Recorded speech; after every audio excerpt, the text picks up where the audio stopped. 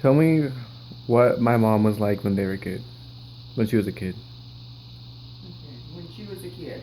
Okay, first of all, your mother was premature, so she was a little tinier than the rest of the kids when she grew up. But that never held her back. She was always, she grew up normally, jumping, running, intellectual. She was not, behind on anything.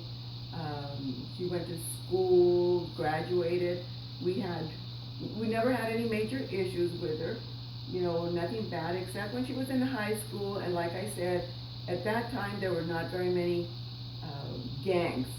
Okay. Lori was not in a gang, but they had a little group called the Raiders. Okay. And her and her friends were in it.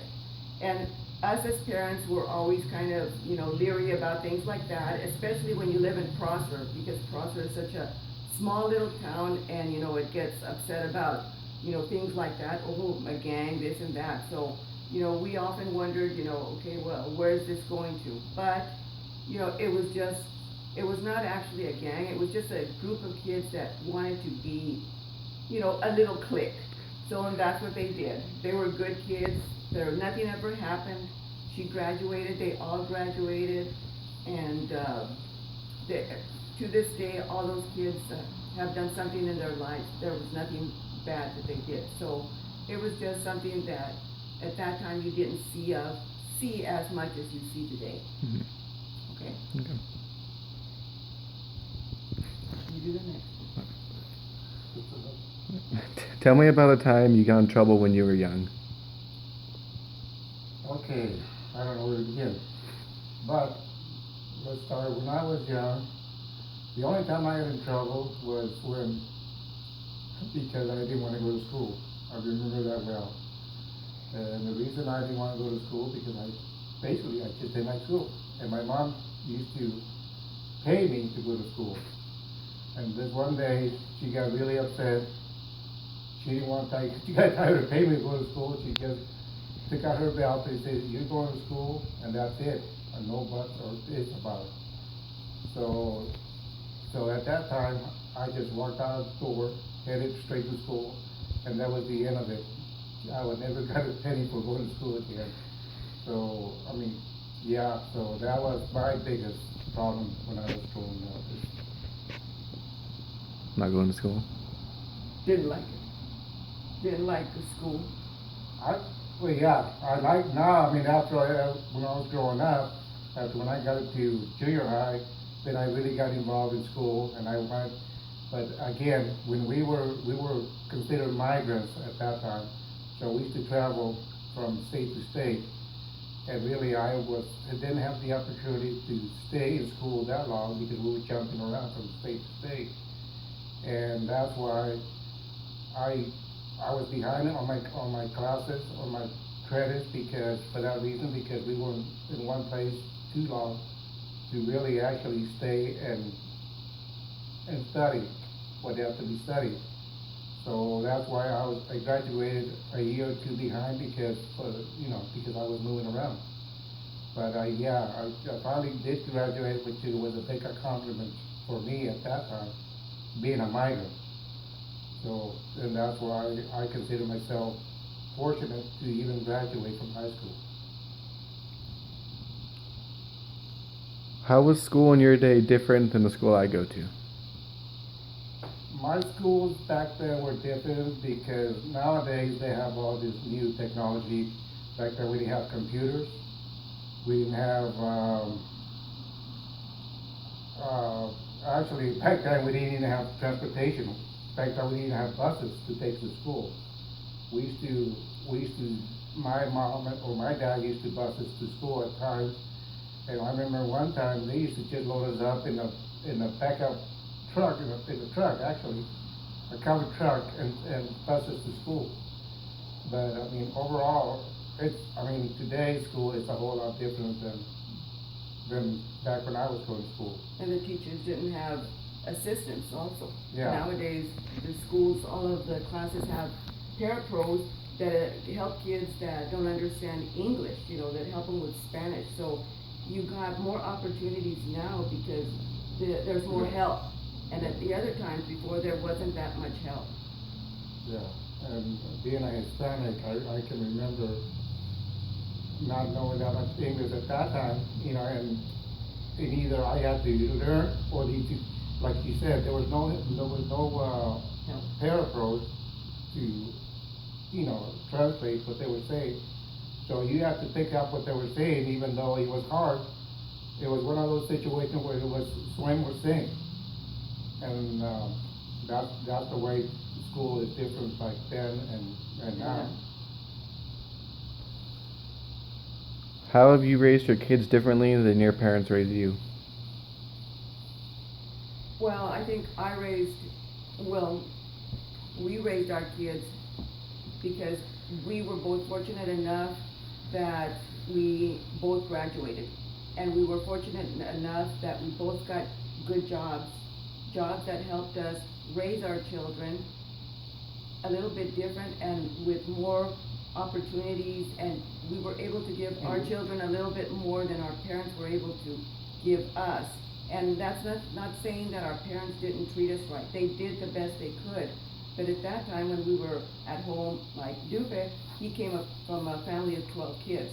So that's very hard to take, for parents to take care of 12 kids, feed them and clothe them and send them to school. And my parents were the same way. They were, we worked out in the field. So the money wasn't there. We were fed, we were clothed, we were sent to school as much as possible. But the opportunities were not the same. And we raised our kids now, like I said, we graduated. We want our kids to graduate and take it a step further than what me and Dupe had, which is college education. And we were lucky with both our children. They are college educated and their kids are getting a college education. So that's what the difference is, before and now. Yeah, yeah, like you said, because now when we were, like I said, we got married, we both were graduated, we got steady jobs, and we were stable now. We've been here in Prosper for 45 years, and we were having a job and being stable. We were able to send our kids to school. They didn't have to go through what we went as far as working out in the field or even, even having a job for that matter, because we were both working and earning a decent living where they didn't have to do that like me when I was growing up. What did people your age do for fun when they were young? Well, I think in our times there were not as many opportunities. We had to kind of create our own fun, which was probably, you know, uh, just meeting friends and, having, going for a hamburger, driving around back and forth, going to a movies. Our parents didn't really, mind. We didn't have that much opportunity to go like a family vacation. So you had to kind of create your own fun. And like I said, it's either movies or dances. We went to, there were, in our times, there were a lot of family dances. We went to weddings or quinceañeras, things like that. But, there were no family vacations. So, it was basically movies, dances, driving back and forth, meeting up with friends. And that was basically it. That's the fun we had. What was better or worse about life in America when you were growing up as compared to now?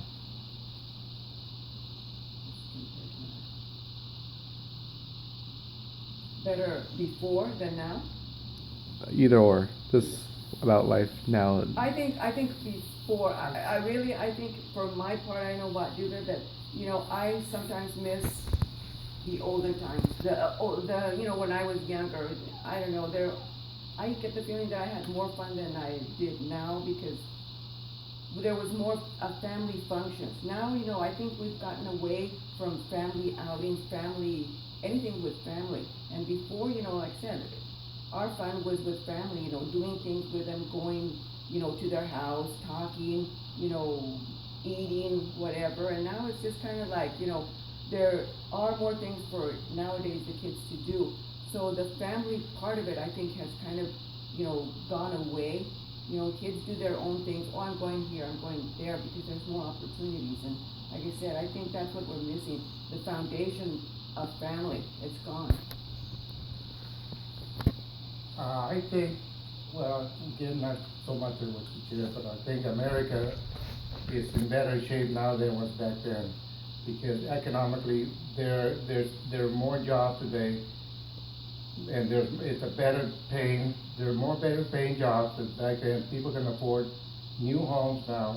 People can buy, new homes, new cars, whatever they need, their luxuries. Back then, growing up, there was no, in America, wasn't that much of the economy was really down. You couldn't afford much of anything. And even though prices were much lower back then, you still couldn't afford it because on the wages that you were earning, especially if you had a big family like my mom and dad, they couldn't afford, all the stuff that we can afford now. And for that reason, because now there are better paying jobs. When I say better paying jobs, I mean, we're talking about $20, $30 an hour. Back then, you were getting a dollar an hour.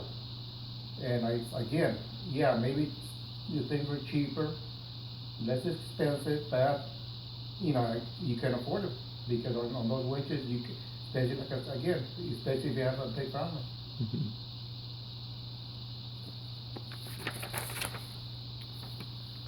Tell me what you remember about your grandparents. I, I don't really recollect anything about my grandparents because I didn't have, they were all deceased by the time I didn't get to know anything. Oh, I did. I had my grandparents were here they were born in Mexico, all of them. I don't much remember anything about their history or how they came down here, but they ended up in Prosser. They both lived in Prosser, and their family was large. And I remember they were just hardworking people, happy people. That we enjoyed going to our grandparents' house, and we did it every Sunday. And my grandma would make a big family food for all of us. We'd all come with, my mom, my dad, and then bring the kids, and we'd all just hang out and talk about, where we lived before, Texas or Mexico or whatever. But, you know, both of them lived into their 80s, so I remember that they were good people, hardworking people, and we enjoyed seeing them every week. What were some rules around your household growing up? Some rules. Well, there were plenty of rules. In my household, there were many rules. One thing, you couldn't go anywhere without permission. You couldn't talk back to your parents, and Curfew, there was always a there was curfew. always curfews. Uh-huh. And also, I mean, God, there's numerous. There's so many of them I can't even think of it right now. But yeah, I think back then, parents were more strict than parents are in today's world, because now the kids nowadays can do more with, or not, they can do more, but they're allowed to do more than we were when we were growing up. Because again, I don't know, maybe they got the parents back then were more stricter than they are now. But like I said, there's too many rules in my house that I can't even go Well, in. I can remember one rule that when our house, that I was always chaperoned. Even when Dupe, your grandpa, asked me to get married, we were still chaperoned for the longest time until we got married. If we went somewhere because I was engaged, my mom had to go with me, or my aunt had to go with me as a group. They didn't really allow Dupe and I to be together alone. Even though we were going to get married, it was still a rule. Hey, you don't do that. Until you're married, okay, then that's fine. So that was kind of, nowadays, you go out on dates, you know, kids do this, kids go out with friends. My parents never let me go out. I never went to a football game. I never went to anywhere. Even though I was in high school, that was something that I didn't even ask because I was never allowed. Until, when I was graduated, then I had a little bit more, freedom, but before then, I didn't. What were some of your favorite bands and the first record you owned? Well, that your grandpa can do because he's more a music person than me. Oh God, my first band was the Beatles, of course, and that was when and then after that, I mean, there was the British invasion. There's a lot of bands that came after the Beatles, and they're the ones that opened the whole world to the group scene, so to speak. Uh, and my what was the band and what? What are some of your favorite bands and what were some of the first records you owned?